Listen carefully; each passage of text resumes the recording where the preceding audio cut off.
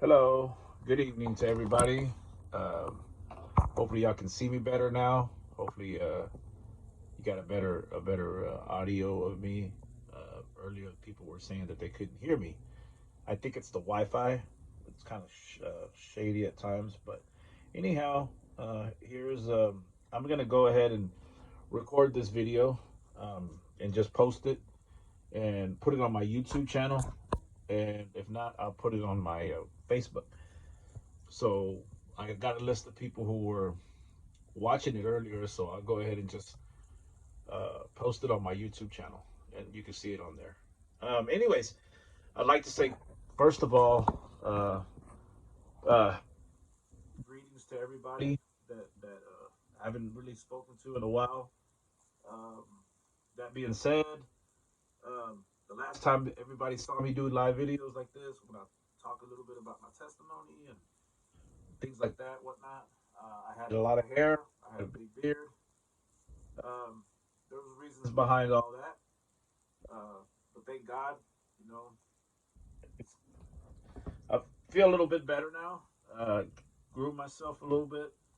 I still kept the hair on top. I do like the curly hair. That's my natural curly hair. Um, that's natural. Comes with what God gave me, and my mother died. So, but that being said, I'm gonna get straight to the point. Oh, my testimony and how things have been for me here the past, say, 2 3 months, a little bit before Thanksgiving. To be honest, I didn't even know that's how long it's been since I've like actually been on live video and whatnot. Um, Anyhow, not to waste me much more time, I'm gonna jump into this. And I always like to say a small little prayer. Um, I was touched by the Lord today in Mass to kind of, share this with y'all, share my, my past couple of months with y'all. By the way, not by any means, when I'm sharing this, am I glorifying? Not by any means am I glorifying anything that I've done wrong in the past. I'm not glorifying my old life, whether it's gang life, whether it's whatever life that was back then. I don't glorify that. But I do use it because I did walk that path, and I do it so by the grace of God, somebody younger than me or somebody that's still my age that hasn't got out of that phase gets out of that phase, and know that there's a better thing, a better life out there through the grace of God, by the glory of God only. That being said, I ask my Heavenly Mother to guide me to our Lord Jesus Christ to give me the words and help me with this testimony that believe it or not, guys, at times I'm pretty nervous talking about this. But has a lot to do with the past 3 months of my life. If people from work look at this and they run back and tell my bosses, I don't care. Um, this is my off time. This is the things that I do when I'm off the clock. So be it. I will talk about a lot of things. I don't say names, so you don't have to worry about that. So you don't have to go back and get your brownie points to the supervisor or whatever. Uh, you can rest assured on that. But like I said, this is my time, my phone, my place. Deal with it. If you don't have to watch it, by the way. If you don't want to see it, tune it away, close it up, push the X, done deal. Other than that, I'm going to proceed to what I believe that the good Lord has put in my heart to share out there, and that's how I go about it. Could it be used against me? Sure. My own name can be used against me. Um, I have my faith in God. God, God will provide me with everything that I need in this life. Always has, always will. You can put that and write the check and take it to the bank. That's always been that way. Moving along and putting that to the side. Um, I say about back in November of 19, which is this past year. Um, I started really going through a rough phase. Uh, for something that I thought, excuse me, was only going to last maybe a week or two. ended up dragging out all the way up to this past weekend. Um, Little did I know that that was going to take that long for certain things to get fixed in life. Um, it was crazy. Um, I was on my way to mass um, to St. Anne's in Capel, and believe it or not, I said to myself, "Well, I'm going to go to mass 7 o'clock." Um, well, I didn't make it because first of all, my truck had broken down in Hearst, right there at the QT on Precinct Line Road, and I stopped, put some gas, I watered it, and I noticed that the water wasn't working. But long story short, it broke down on the way back to the house. I said, I might as well go to the house. It's not this feels doesn't feel right to drive this truck all the way to Capel.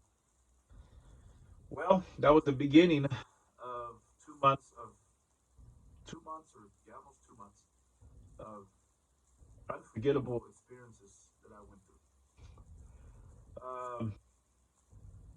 I thought to myself, what could be wrong with the truck? Maybe something simple, a broken hose, whatnot. Who knows? Who knows what it was? I had no idea. Tip of my top of my hat.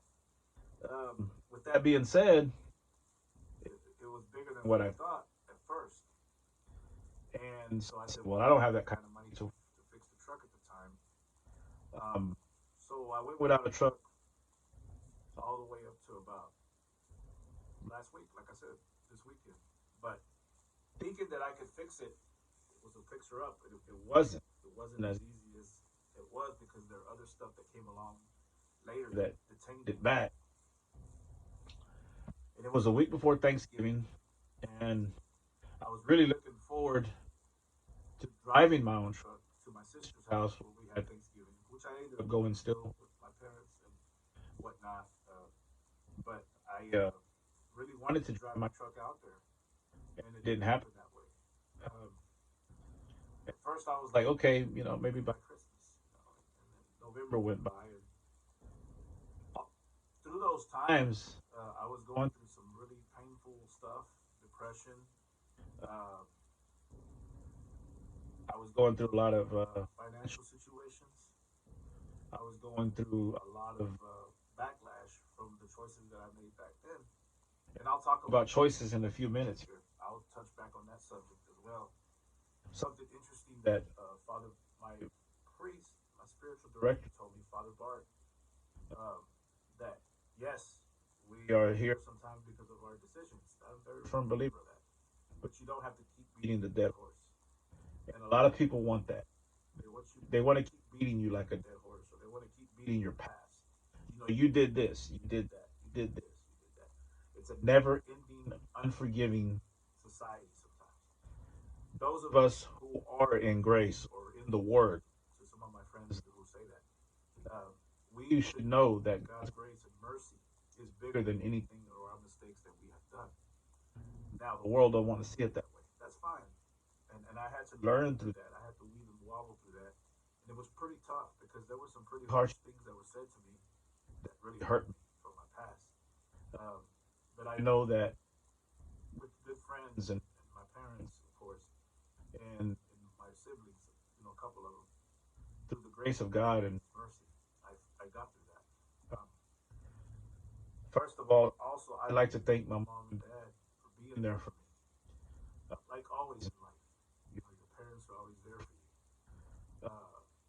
My brother at times as well.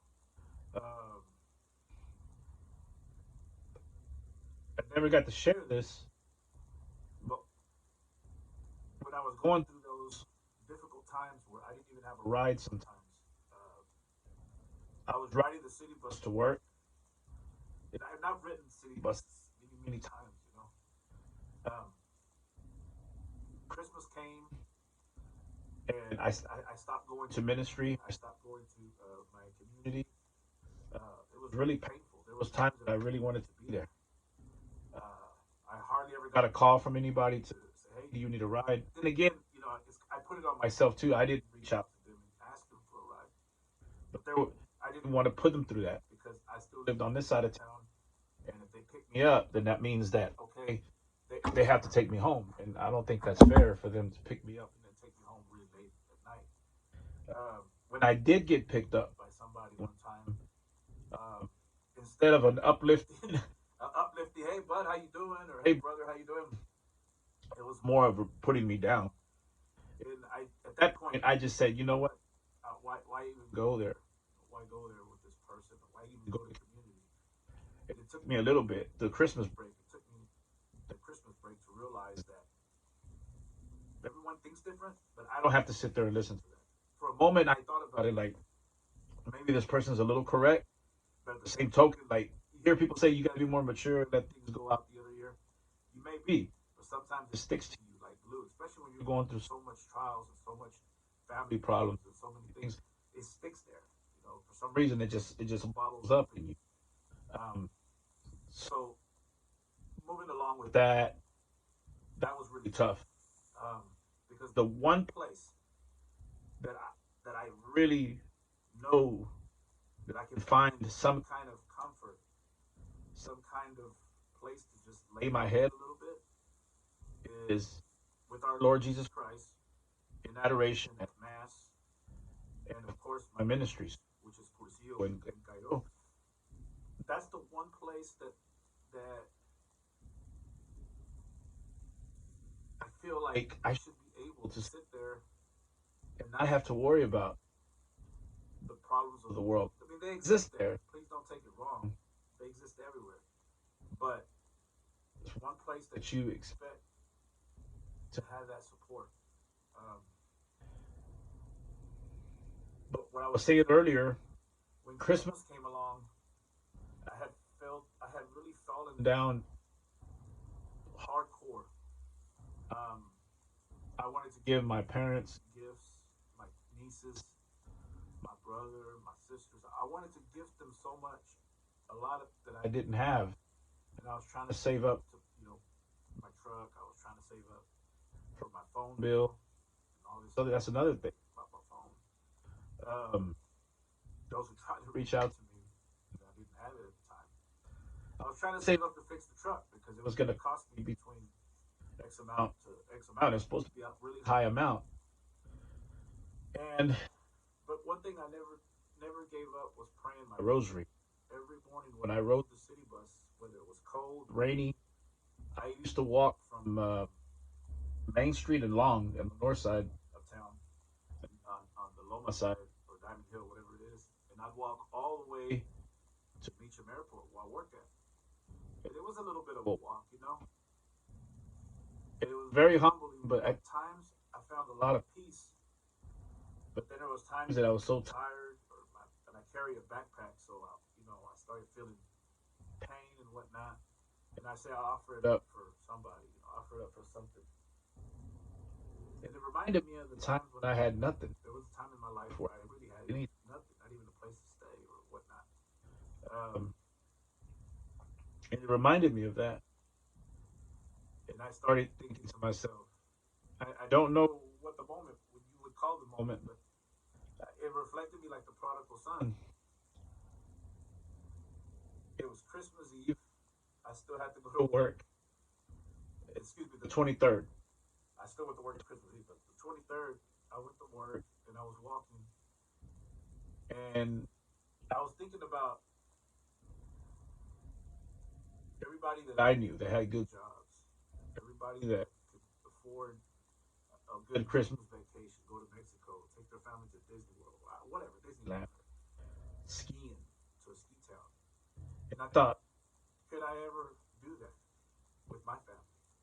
And even if I had the money, which I don't, but if I had it, would they want to do it? Things like that were crossing my mind. And I was worried about the small things and dumb things that I shouldn't be worried about. It finally hit me. And then Christmas came, and I didn't have much that week. And I basically pulled to the side a couple of my family members and told them how much I loved them, how much I wanted to give them a certain thing that I couldn't give at the time. But my niece, and forgive me if I tear up, there's a buddy of mine out there, I'm not going to say his name, but he likes to call me a crybaby because I show my feelings that way. Hey, if I'm a crybaby, I'm sorry, buddy, but I'm not scared to let my heart speak for itself. Whatever, you know. I went through many years without crying, in the streets and with the stupid things that I did back then. And I guess God is finally letting me release all that. But anyhow, um, my niece Abigail, she gave me a Christmas gift, and we had the exchange, and I got her. I didn't get her, but she got me, and she gave me $40. $40. And little did she know that those $40 were very special to me. Those $40 fed me lunch every day. Those $40 got me on the city bus every day. Um, those $40 were there for me when I didn't have 50 cents for a Coke. So, Abigail, I want to tell you that I love you and thank you so much for that. You had no idea how much it helped me. When you wrote on the letter, thank you for everything that I was there for you. It's okay. I would do it all over again. I would go through the same pain. I would do everything to be there again for you. My special memory with you is when me and you were at church and we were in front of the tabernacle, in front of Jesus Christ, and we prayed. I will never forget that. I will take that to my grave. Always. You know that. So that you know that. And I want to tell you that. Thank you so much. Those $40 took me a long way. You have no idea. And I love you too. I love you so much. You were the first niece born, and you will always hold a special place in my heart. So that being said, New Year's Eve came along, and I saw the mechanic, the guy that I was gonna take my truck to, and I said, "Hey, Mr. Frank, I think I'm gonna put it in tonight or tomorrow. I mean, excuse me, the second after New Year's when I get back. I had saved up a little bit of money, and I think I'm gonna, you know, um, put my truck in." And he said, "Okay, bring it on the second." So that being said, that night I went to sleep early. I usually go to sleep a little early when I'm tired. I've been tired. I was working overtime and whatnot, and then a lot of walking. With riding the bus, you do a lot of walking, which is fine. And that night I fell asleep kind of early. I fell asleep like around, let's say 9:30, but I kept waking up. And around 11:30, between 11:30 and 11:45, I couldn't sleep. There was this weird feeling I had. I was not at ease. I had a bad dream before that. It wasn't anything bad. Like, it was bad. I didn't know what it was, but it was bad. I don't know if people were chasing me. I don't know what it was. But I pictured cars. Didn't think anything of it. And between 11:45 and midnight, I couldn't sleep. And I kept getting this image of Our Lady, of Mother Mary. And I don't know why I was getting it. But I said a Hail Mary, and I fell asleep. Um, the next day, I'm getting messages blowing up. New Year's Day, I'm waking up to these messages. And my family wakes up to the tragic news that my cousin had passed away that night. Um, when we were mourning him at the funeral home, when I heard the news, I didn't believe it. I'll be honest. In all due respect to his daughter, his daughters and his sons, Ashley and everyone around, Safwana, I didn't believe it. I didn't believe it. And I know this is like my first time y'all hearing me speak out about this. Uh, I didn't believe it. I didn't want to believe it. I didn't believe it. I mean, he had 9 lives. Like, that's not him. And then my cousin, my other cousin, Enrique, he confirmed it to me. He said, "Well, it is." And he kind of let me go because he saw that I was in denial, and I didn't I didn't know how to grasp it. I sent a text message to a couple of managers and the owner of my company, telling them that I don't know what's going to happen and I don't know how many days I'm going to be off. Um, and right when it was pretty quiet that New Year's Day, it didn't hit me yet. I was just like, I was shaking my head, man, like, it just can't be true. And, his younger brother, my primo Oscar, which some people know, rest in peace, and, Armando, rest in peace, he's my cousin who just passed. Um, Me and Oscar were like this. Me and Armando wasn't like that, like he was with my other cousins. But I still, had love for him when I saw him. We talked, things like that. But Oscar was like my road dog. He was my sidekick. He was he was my boy, man, my cousin and everything. The first thing I could think of was, man, he's up there with my primo and his dad too, my uncle. Castro, and my grandpa and everybody. My homeboys was gone, homegirls, whatnot. So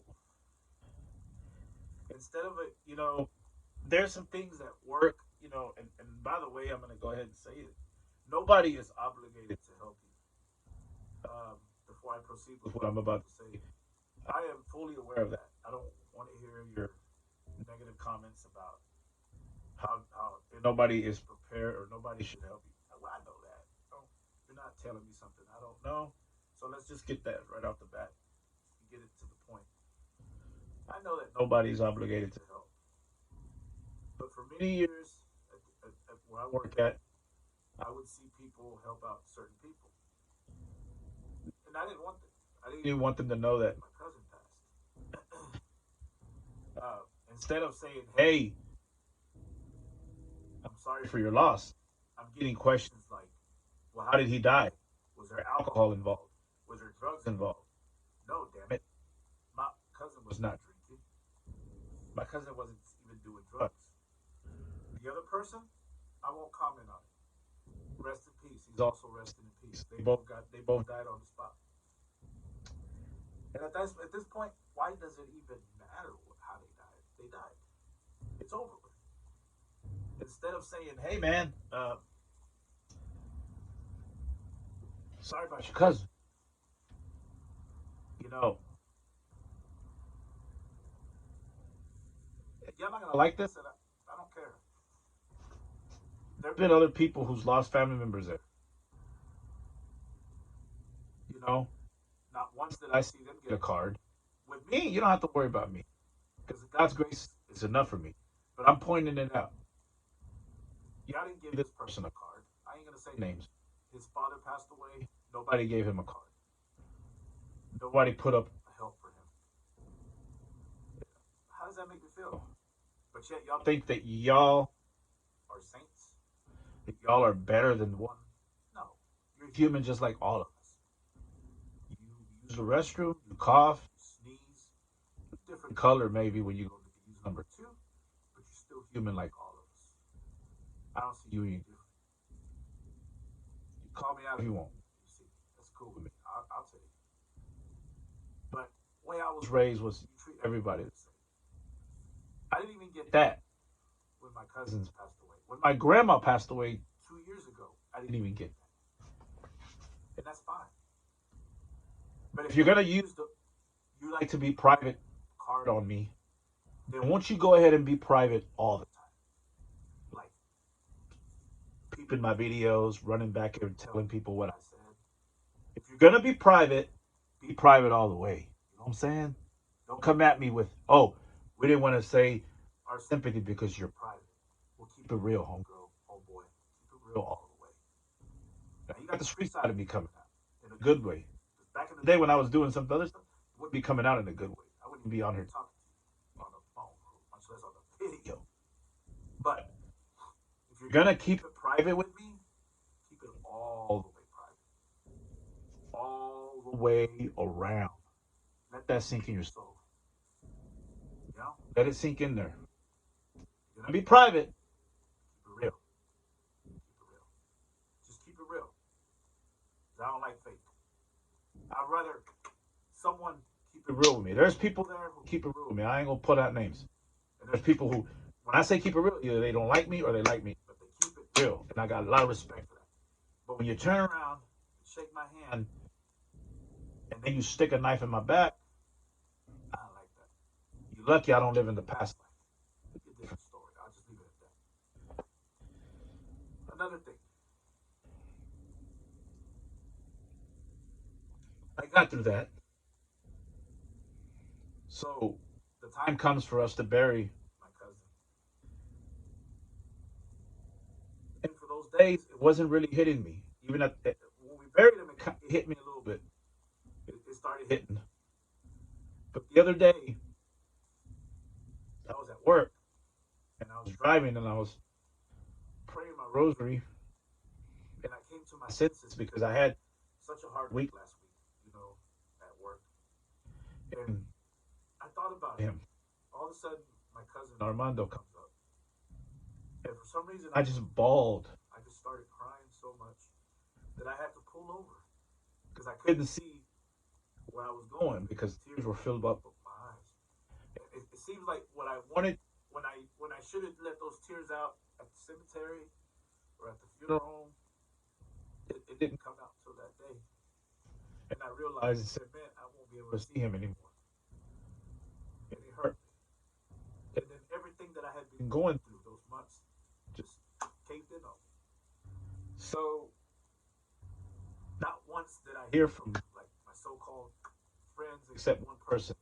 And he went to my cousin's rosary. And that's my buddy Aaron. And I want to thank you for that, Aaron. It meant so much to me for you to be there for me. And all the help you've given me, my family. We appreciate that, man. Those are real friends for you. Yeah. One day, Aaron, I don't know when, but one day I'm gonna give it all back 400 times more. I don't know when, but one day, mark my word. God knows that one day it'll happen. I don't know when and how. Only He does. But when it does, man, we're gonna be doing it good. We're gonna do it live. We're gonna do it great. Because I love you, my brother. And I had other friends reach out, not like he did. He went out of his way in many ways. Gave me a ride when I didn't have rides. Just things like that. Things that you don't expect from other people sometimes. But I wanted to share this tonight because when I saw the mechanic walking, because his shop is on the way to my job, when I walk from this point to that point, um, he saw me walking, and he said, "Hey, um, what's up? How you doing, man? I was waiting for you to bring your truck." And I said, "Man, let me try next week." And I didn't tell him what was going on, but I said, "Let me try next week because we have something going on with the family. We have a death in the family." When I said that, he said, "Okay, I'm sorry to hear that." So I went back. The weekend was done, and he saw me walking down the street Monday, the following Monday, and he said, "Hey, man, I heard about your cousin. I heard about that. I saw it on the news." He said, "I'll tell you what, man. Uh, Me and my wife are here for you. If you need help, talk to me." I said, "All right, man, no problem." Right around that time, I got a call from a friend of mine. Uh, I'd rather keep his name out because that person told me not to say his name, but it's an older friend of mine that I met in a confession line many years ago. Older gentleman, very well, very well gentleman. calls me up just to say a Happy New Year. And he asked me how I was doing. And he said, "Hey, would you like to meet for some coffee?" I said, "That's fine. I don't really drink coffee, but I'll eat breakfast at Whataburger." He said, "That's perfect." So we went there, we met, and he had heard about my cousin's death as well. He saw it on one of my Facebook postings, and he said, "Hey, I don't know how much can help the family, but me and my wife want to give you this envelope. We hope it helps." I didn't think anything of it. I opened up the envelope, and there was a good amount of money. I gave my dad some of it to give to my cousin's family, and some to my aunts and cousins who came in from Mexico, along with some other money that I had saved up to fix the truck. Um, but when I saw that, it made me break down a little bit because I didn't expect that from him. It's always the people that you don't expect it from, and that's beautiful because that's God, working in His ways. And the other thing that kind of hurt me was some of the females that I was talking to at the time. I never even heard from. There was a couple of females. I'm not going to say your name. You know who you are. I didn't even hear from them. They didn't even give sympathy. "Hey, I'm sorry about your cousin's loss." And they know that. They knew that he passed. And it felt so dark. Not that I expected it. I did it. So don't get it twisted. But to someone that you were there for, that you had feelings for, it's a different story when you have feelings for them. And both of y'all shared a lot of things. And for them not to even offer you sympathy, I don't know what else to call it but selfishness. And that's all I needed to see. That's all I needed to see for me to make my decision. Maybe you were going through your things, but how could you not at least give somebody sympathy for a loss in the family? Guess what? You are still alive. We have a chance to get whatever we need right now, whether it's money to pay the bills, to pay for food, dog food, whatever the case may be. You get the car fixed, whatever, pay people back, in my case, or whatever. But once you lose a life, it's gone. They're not coming back. And those things are not replaceable. Material things are replaceable. You ain't starved to death. I haven't starved to death. You're not gonna starve to death. I'm not gonna starve to death. If you starve to death, it's because you really wanted to starve to death. Because there's plenty of food around you. There's plenty of food around us. So you're not gonna starve to death. You know what? I'd feed myself before I feed. Just throw food around like that. I would feed myself first. I'd feed my dog next if I'm taking care of a dog. And the dog's gonna eat dog food. So let's not get that twisted. The dog's not gonna have a prime steak. Let's just use our head here. So that being said, it was some painful moments. But if I didn't see it, if God didn't open my eyes to the people that I was surrounded by, who I had put feelings towards,